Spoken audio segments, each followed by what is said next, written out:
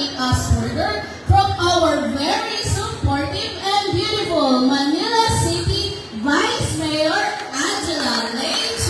Atienza. Let's give her a round of applause.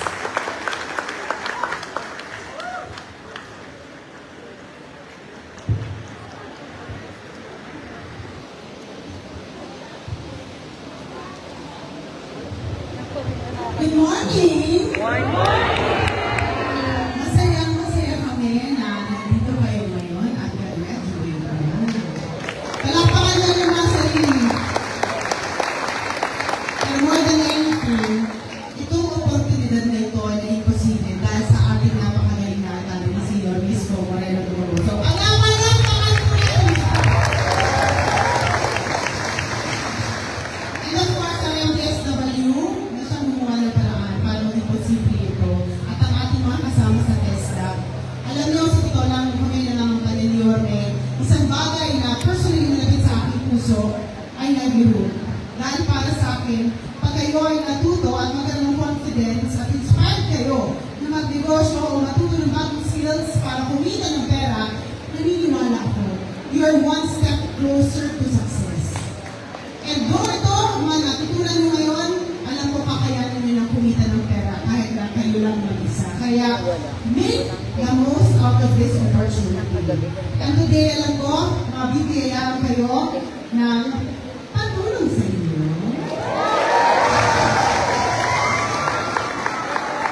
Sana huwag nyo gagamitin to pang ayos ng hilal.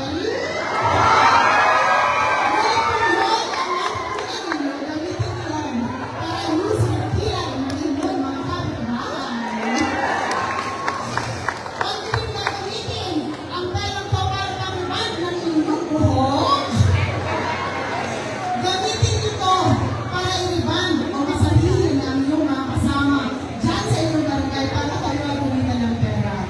I believe na hawak ninyo ang success ng inyong buhay at maaaring through this opportunity, naniniwala ako, maaaring dito manggaling ang mga milyonaryo dito sa Maynila. Kaya hold on to the faith, seek all tulungan ang inyong natutunan, and always believe that there is a God that sees your effort, and there is a God that is willing to bless you. Because ang gusto lang niya, tumayo kayo sa inyong mga paa. Maraming salamat po sa inyo. Manila!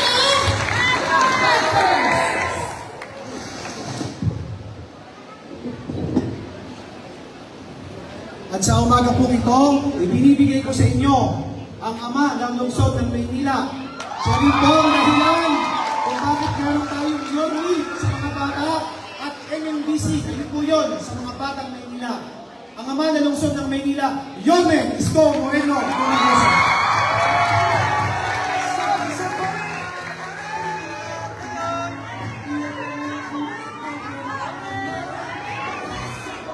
Good morning.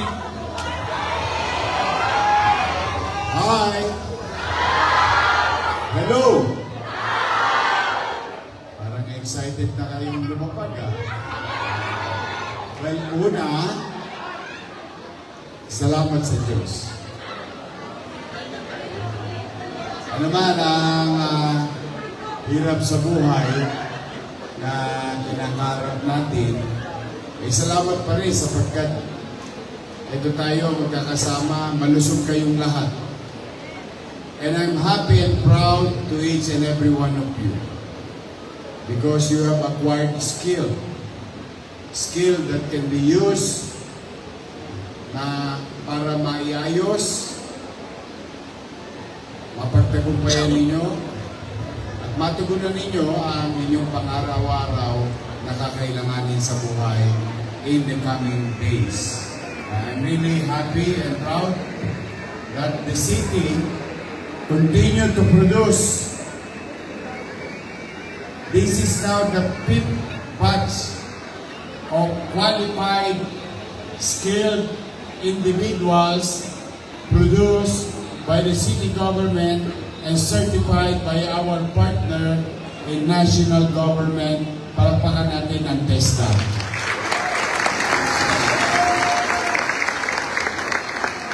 So you are now skilled, in your respective field of undertaking and certified. And I'm proud to say, someday, and we are going to continue supporting the businesses so that the products of the city like you is matangos sa mga Ilonggo, yung mga taga Maynila, magagaling yun.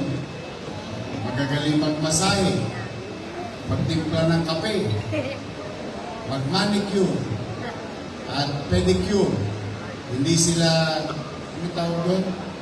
Pumapatay. Pumapatay ng kuko. And for whatever skills that you have learned, at least, matangos ang ilong ko, masasabi sa kanila na yung iaalay ko mga posibleng empleyado na mga batang Maynila ay certified na mga individual. Kaya ako proud sa inyo.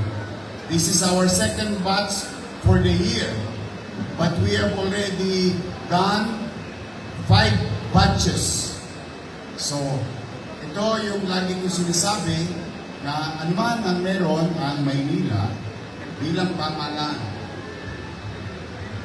Bagamat limitado ang resources natin, anumang limit noon, malaking portion ng resources natin will be invested into MBN.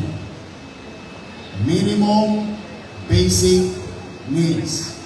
At pag pinag-usapan ng minimum basic needs, education, healthcare, housing, and jobs. That's why when we want to invest in our jobs, for people of Manila to have jobs, we just don't want them to be hired just for the sake of having jobs. I just want them to be fully equipped, properly equipped, certified equipped.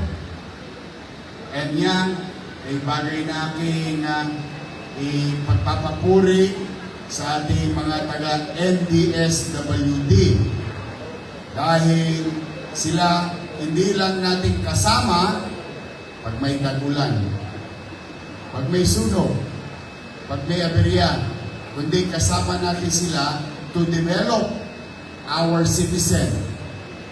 Palakpakan natin Director J. De La Puente. At palakpakan nyo rin ang inyong mga teachers, instructors, at buong pamilya ng NDSWD. O ngayon, sana yung susunod na chapter ng buhay ninyo ay magamit ninyo ang mga bagay na natutunan ninyo sa loob ng programa ng Lungsod ng Maynila. Kasi kami, todits lang kami sa Gedli. Steady lang. Chill-chill lang kami rito. Tuloy.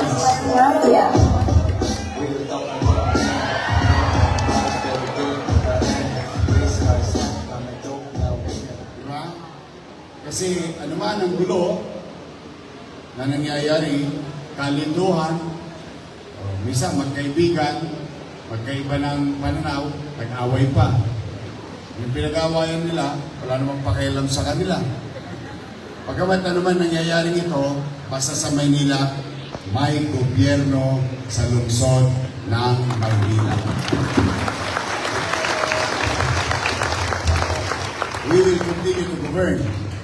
We will continue to deliver our commitment, our promises, our dreams, and aspirations para sa mamamayan ng lungsod ng Maynila. Suklo lang ang araw ay gawin nating araw, ang gabi gawin pa rin nating araw. Maitawid lang ang bawat batang Maynila. Maitawid lang, maibsan, matugunan ang kakailanganin ng mamamayan na siyang inaasahan niya sa pamahalaang lungsod ng Maynila. Kaya po sa inyong lahat, congratulations and good luck. Sana magamit ninyo lahat ang inyong natutunan at pumanatag kayo, pipilitin ko pang magkumbinsin. As you all know, the business registration in Manila in just 1 year grew, new business registration grew by 302%.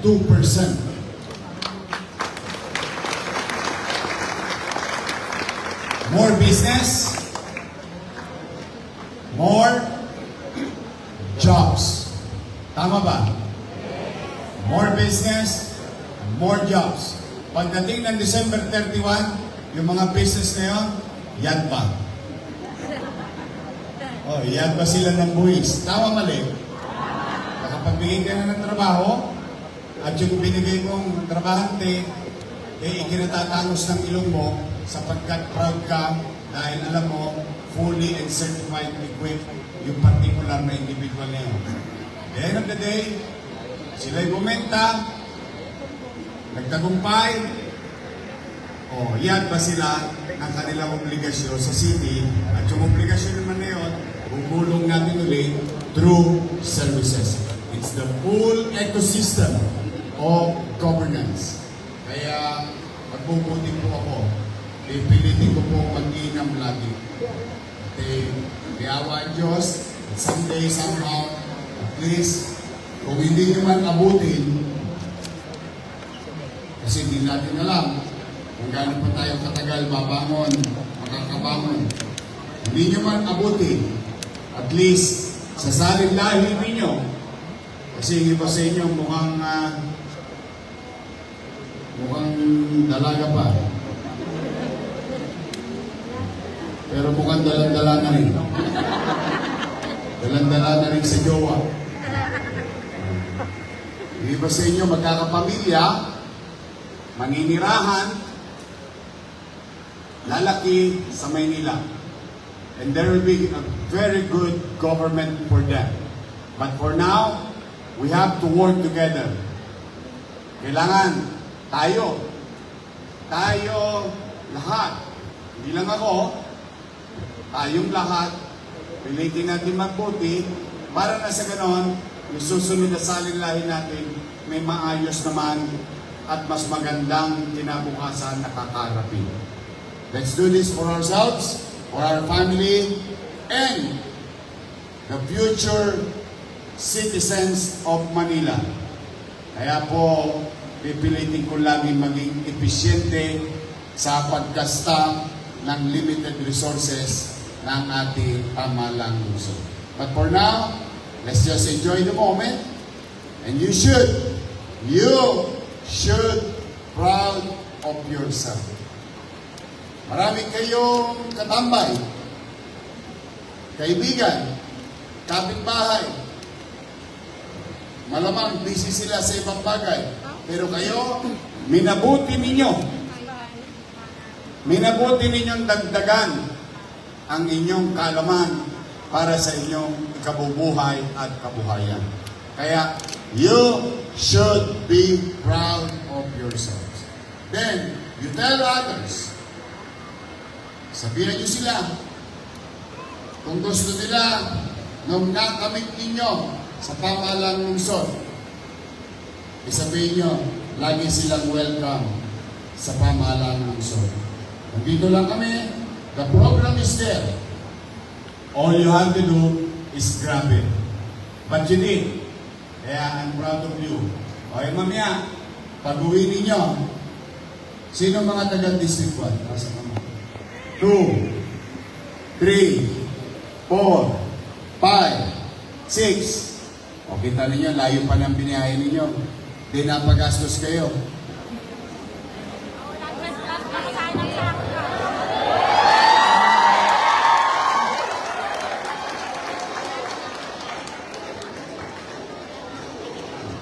Paano kayo nakarating dito? Sana ganun din kayo makauwi.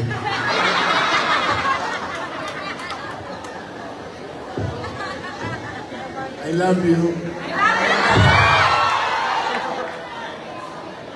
O hindi.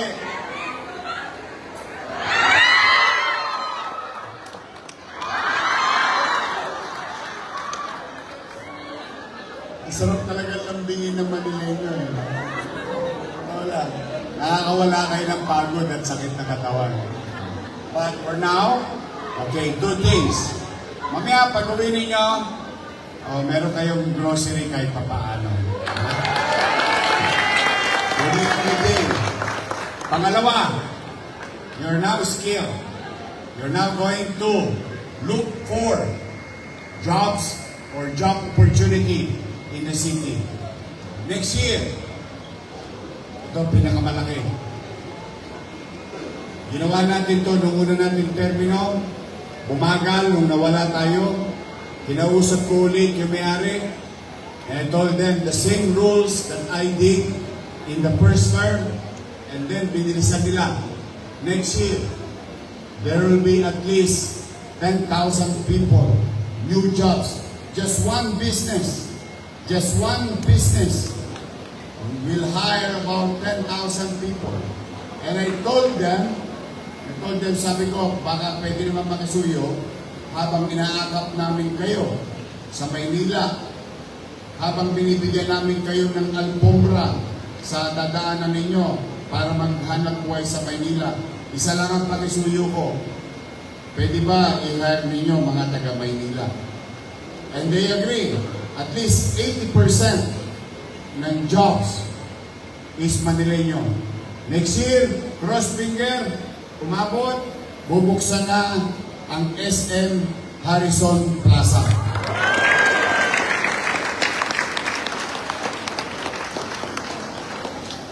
And this year, and next year, ang SM San Lazaro, SM Manila, will develop the 3rd floor, the 4th floor, and the 5th floor. Yes, they will develop it to create more business opportunity. Kasi sa totoo lamang mo, niluwagan ko lahat ng rules sa pag-i-invest sa Maynila. Because I want them to come back. I want them to come in. So that whatever we're producing will have an opportunity or better probability of getting employed. So, yan, abangan natin. Pero in grocery, mararamdaman natin. Ito naman, August. Bumalik kayo sa amin. Mag-apply kayo. Dahil sa August, I love you. May skill na kayo. May natutunan na kayo. Gusto nyo maging entrepreneur. Sa August, bumalik kayo kay Jay. Mag-apply kayo ng Capital Assistance Program sa August. So, it's a never-ending program. Para lang talagang ikatapot or itulak ang mga webpacks ninyo. Pataas. Diba, kanya-kanyang atangan. Kanya-kanyang buhatan. We will continue to do so. So, muli sa inyong lahat, sa inyong mga magulang, sino ba may nanay dito? Nasa kamay. Tatay. Lolo. Lola. Sino solo parent? Yun, ako, paldo.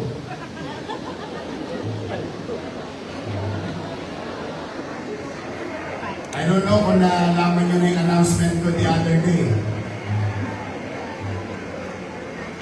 As we speak, the ongoing release. Tingnan ninyo ha, wala pa tayong pera nito, partida pa. We've released 688 million pesos for our teachers, police, BJMP, fire department, PWD, minor, PWD, adult, senior citizen, solo parent, lahat yan, pati PLM, UDM, students, and K-12 allowance. So, kung ano na yung nasimula ko dati, tinutuloy natin ngayon. Maibsan lang, papawasan lang, yung pang-araw-araw na gastusin ng mamamayan ng Luzon ng Maynila. So, sa inyo, sabihin nyo sa mga nanay ninyo, sa paborito ko, pasensya na kayo mga bata, medyo paborito ko yung mga nanay, tatay, at lolo't lola ninyo, yung mga senior citizen. Send my regards.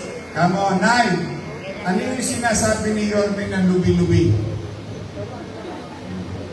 Alam niyo ba yung lubi-lubi? Enero, Pebrero, Marso, Abril. O, yung kanilang buwan ng pensyon for the second quarter, matatanggap nila sa June 22, July 22, July 23, July 24. Send my regards to them, including yung mga binanggit ko. At yung ibang binanggit ko, kasalukuyan ng ibinibigay. So muli, congratulations. Masaya ba kayo? At masaya kayo? Ayos na po yan. Pwede na ulit umidlip. Basta magpuputi ako. 100 kayo. Ipilitin ko talaga magputi. So, now, I wish you all the best. And I wish that God will continue to guide and bless each and every one of you. I wish that mapagtagumpayan ninyo lahat ng pangarap ninyo sa buhay at sa inyong anak o pamilya. Magandang araw. Pagpalain nawa kayo ng buong may kapal. Manila! Thank you. Thank you so much, Yorme. And now, to pay recognition to the ones who have done very well and have been perseverant in their training, may we request our honored guests for the awarding of medals and certificates to the outstanding trainings, Honorable Mayor Francisco Isko Moreno de Magoso, Honorable Vice Mayor Angela Lechi Atienza, Ms. Cynthia Guamos of Fiesta Supervising ESD Specialist, our Manila Department of Social Welfare Director, J. Arnold Olvete, and our officer in charge of the Manila Manpower Development Center, Ms. Esther Taylor. To begin with, Barista. Barista April A.M. Chef Awardee, Kurt Ian O. Diaz.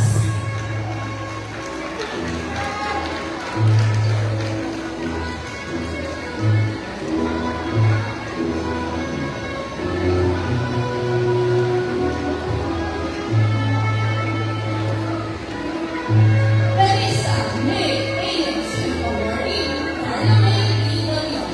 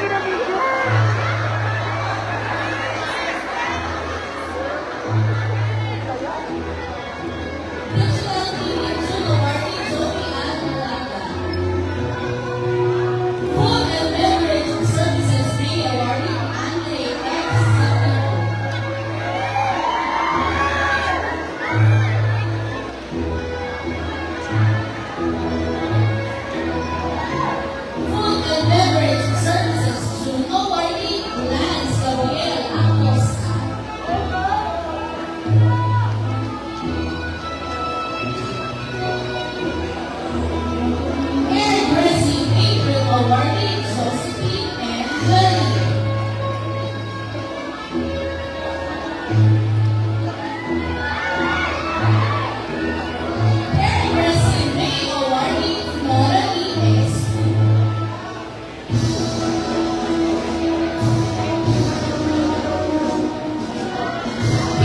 Wellness Massage Mayor awarding Ernest Kevin Diaz. Pio Wellness Massage Mayor awarding Juan Mario Serra.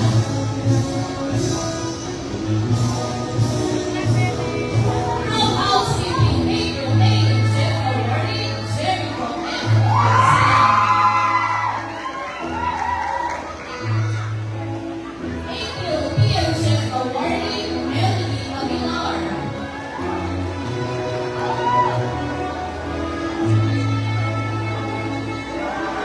May AM Chef awarding Maria Eleanor Ventura.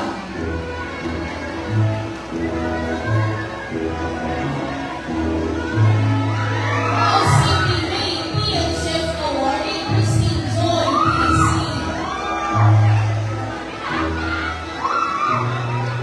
Housekeeping to AM Chef awarding Christine Joyce and Abuan.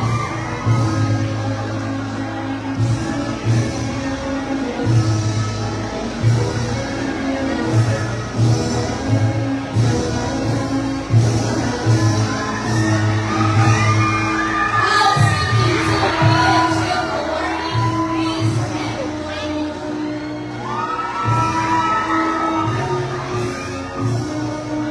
Massage Therapy April awarding Adelina Bramante. Massage Therapy May awarding Jamaica Acuya.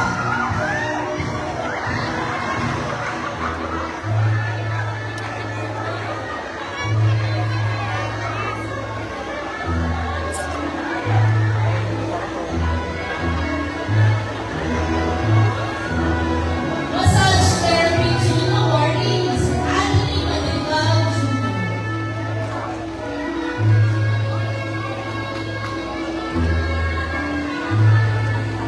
Unisex Hair Cutting April May Chef awarding Ryan M. Miguel.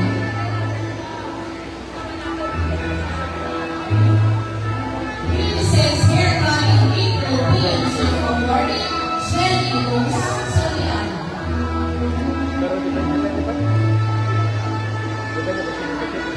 Unisex Hair Cutting May awarding Iran Grace Economy.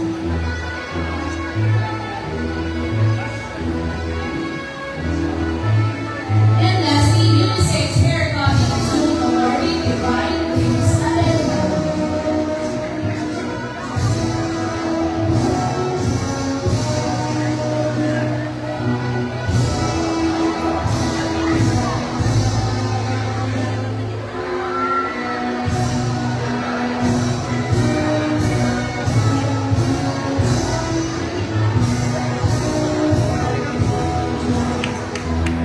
Thank you, Mom and Sir. You can all proceed.